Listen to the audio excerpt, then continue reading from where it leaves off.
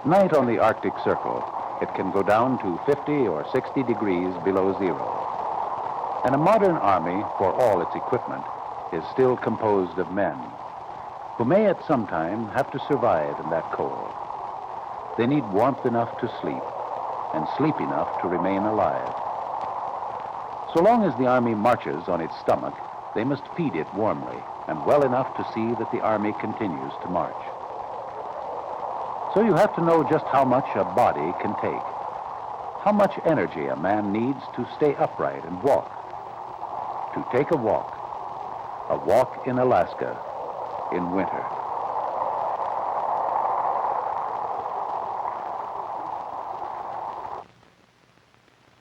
The body of a man works something like a town.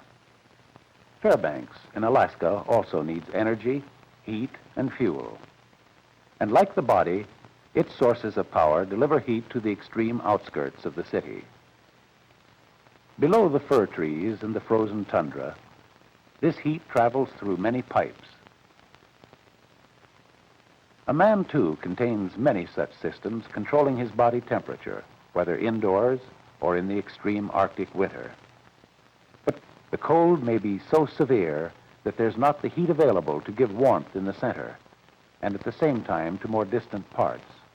So they shut off the outlying pipes and sacrifice the extremities of the city. So, too, a man's hands and arms will turn numb, and gripped in the cold, his extremities may be bitten by ice and frost. Then, though the remote regions may be given over to the cold for a while, the powerhouse at the center still functions. And the heart of the city remains warm enough for vital services, for the channels of activity to remain open that even then people may continue to go about their business. But it would be useful to know what sort of stress, what sort of a drain on his heat and energy resources 32 degrees below makes on a man. So they are measuring him, because in 10 days or a month's time, he will not be precisely the same size. He will be taking a walk around Alaska during the month of January to see what it does to him and to an expedition of other medical men. There are 16 of them taking their last real rest for a month. By that time, their muscles, their weight, and maybe their sense of values will have changed for them. They will have been very cold, and they will be very, very tired. And only 12 will have managed it at all. So they prepare. This gadget can record the heart rate, the skin temperature, or the breathing rate of the man who wears it.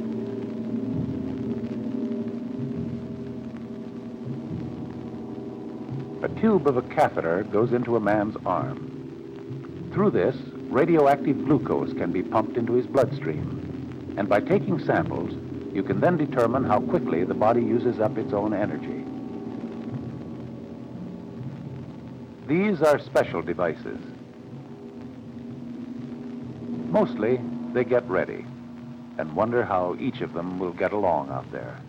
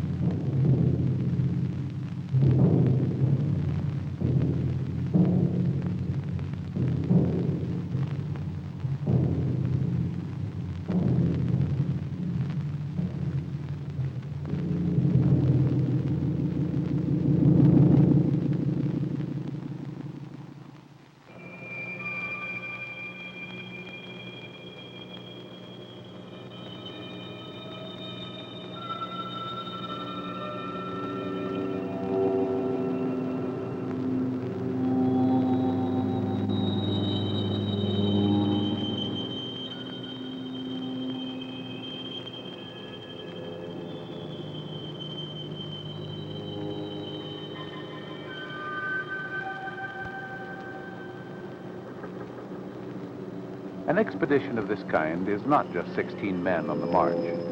It needs support.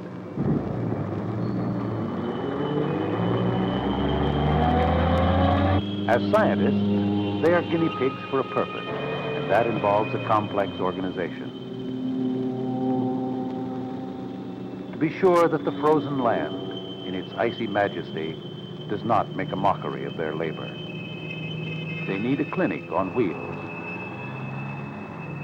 A mobile laboratory, trucks for food and supplies and power, will meet the men at the end of each day's march and pass them on the way to be there before them.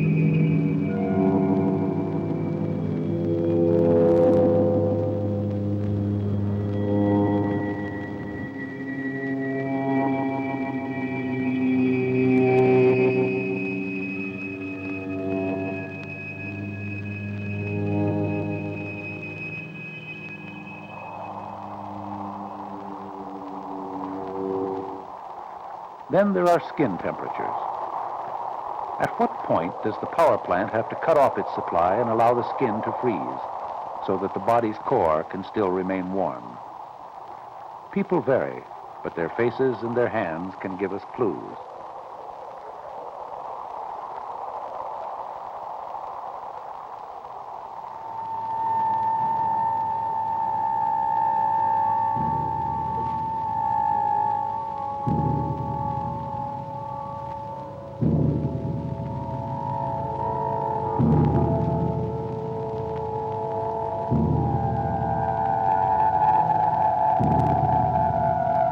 By sunset, in twos and threes, the first arrivals begin to struggle into camp.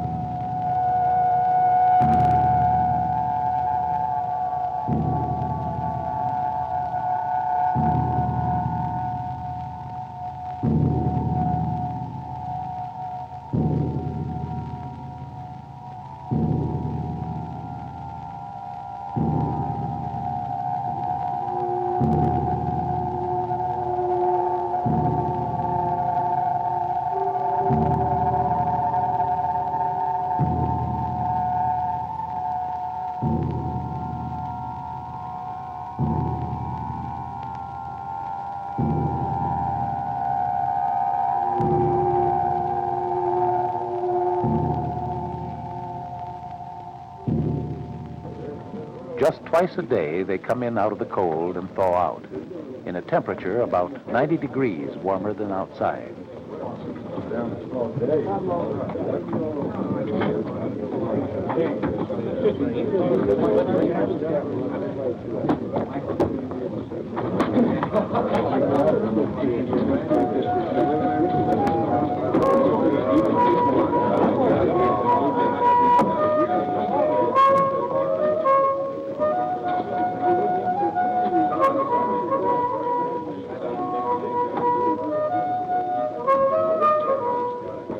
For they come in to have their blood taken, and from it, to evaluate the nutrients at work in the blood supply.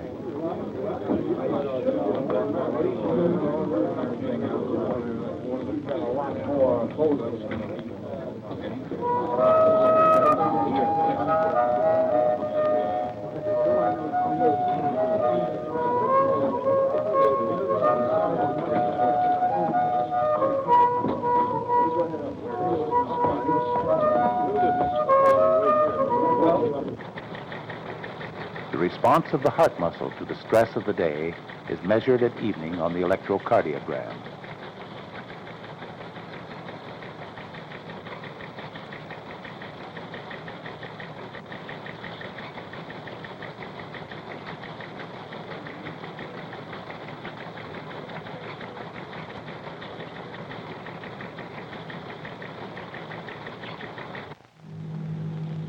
In a day, using up energy in such quantities, you would need about 4,000 calories in food to feel comfortable.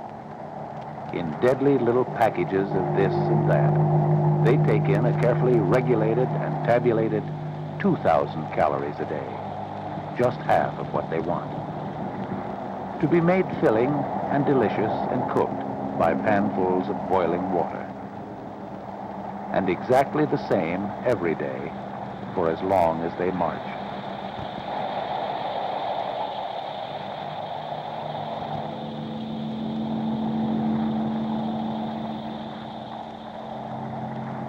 On a diet like that, he can feel a right to be particular, down to the last calorie.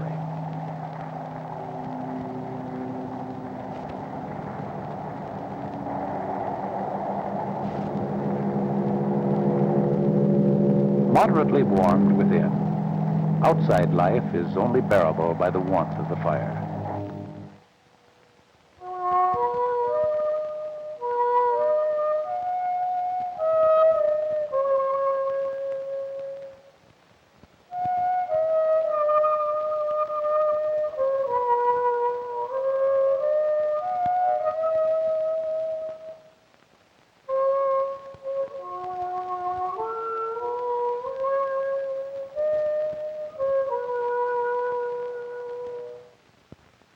By 8 o'clock, it is bedtime, with a frozen earth below for a mattress, and a sleeping bag to keep out the cold at 50 below.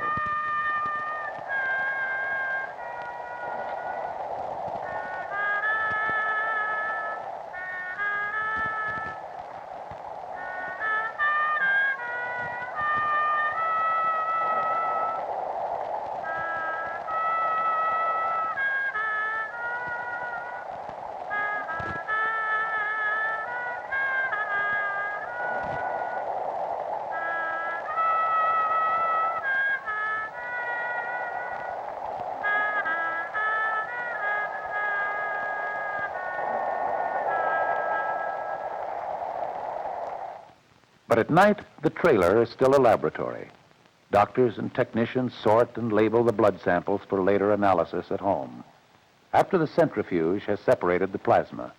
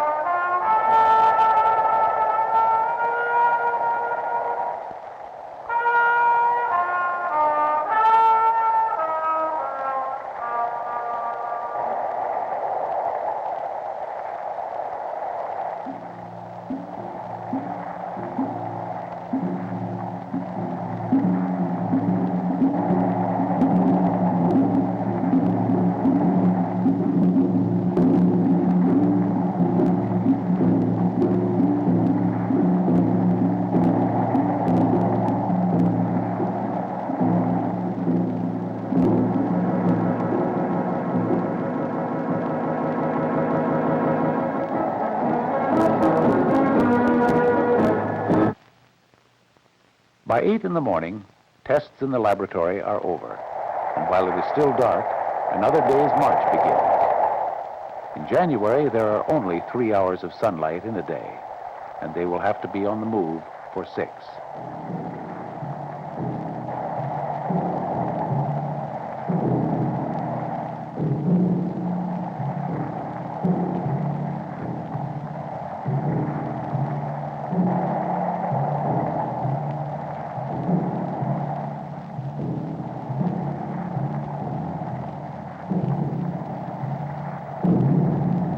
All that remains of the camp of the night before are its ashes, and the convoy leaves them to go round the mountain, as the party takes the pylon trail.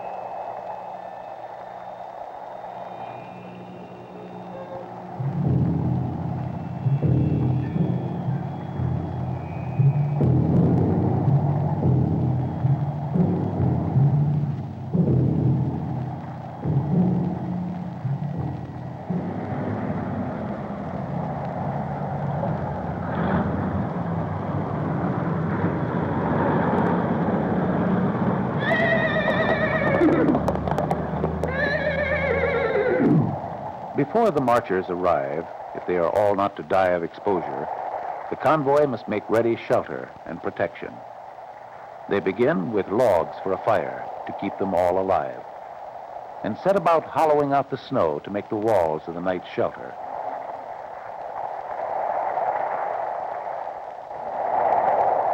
Poles support the covering fabric, and these are anchored in the ground by an Alaskan nail. A ladle of warm water at the base, and it is frozen in, solid as concrete.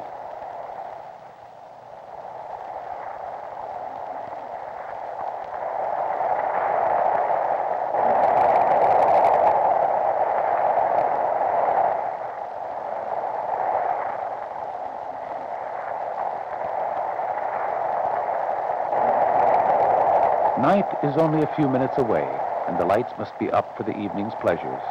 No, not games to while away a freezing hour or two, but tests for accuracy, balance, and endurance. And whatever else, enough heat.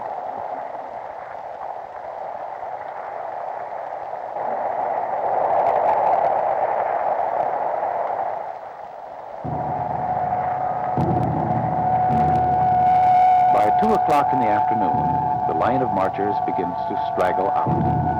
Scientists are not athletes or machines. They're usually family men.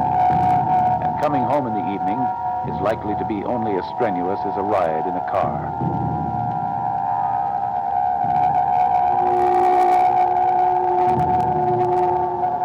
And home is not usually 2 columns of smoke and a tent in the Arctic. But did home ever seem better?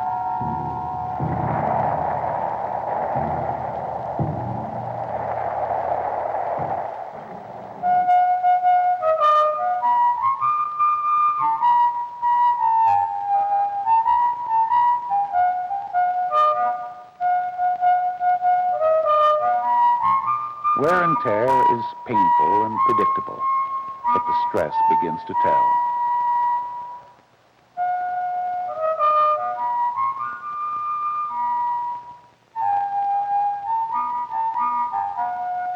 You only warm your boots up to get them freezing again. For this reason, a battery of tests were devised to assess not only physical stamina. This test will give some index to a man's balancing powers after a day's march, but also his powers of concentration.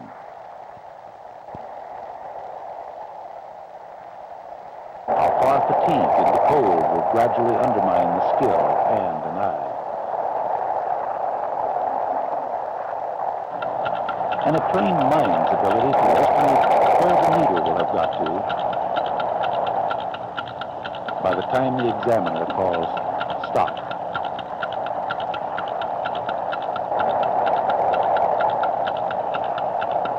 Stop!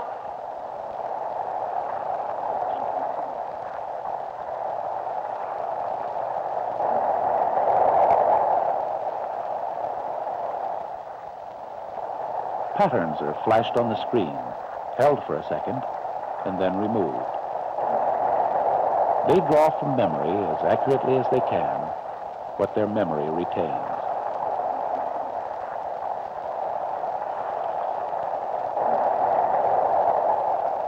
It is difficult to concentrate when your body is down to its last resources. And to measure those resources, every 4 hours, each man collects his own plastic bottle and delivers a sample of urine that also tells the tale. Even at midnight, while they're getting what sleep they can in 80 degrees of frost, they must wake up, and each scientist surrenders his precious sample for collection.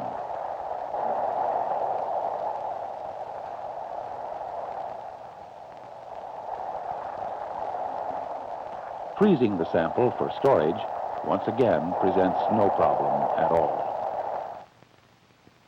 Later, at the University of Alaska, they break down and analyze every sample from each man and discover from this precisely how his physical system is taking the strain.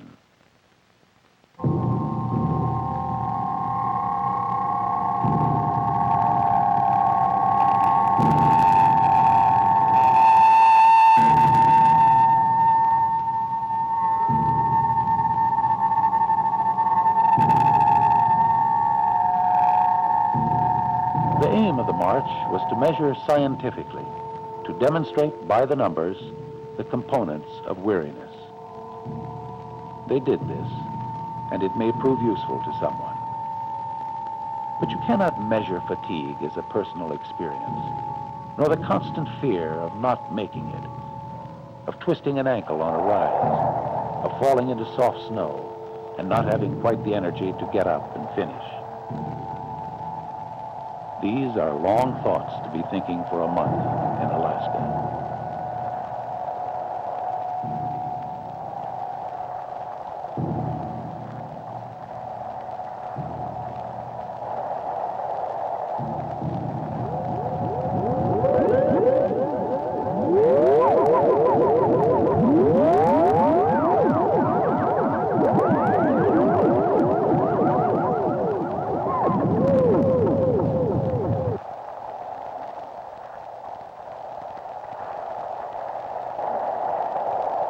12 out of 16 ordinary white-collar workers, scientists from 19 years old to middle age, made it back to the Institute of Arctic Biology in Fairbanks and could resume once more the sober academic life.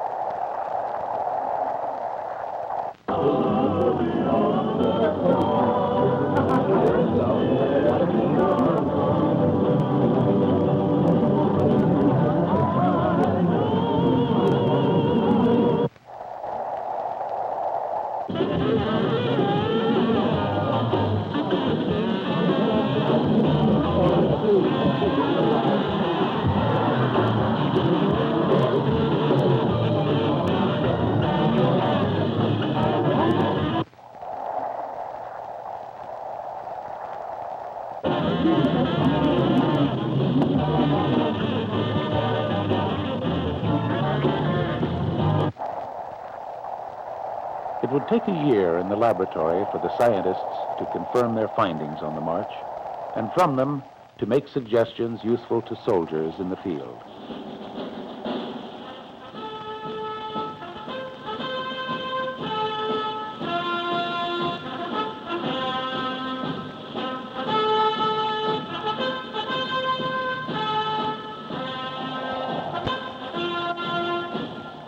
For to widen the sample, to assemble greater evidence and more material, the Army had provided guinea pigs of its own.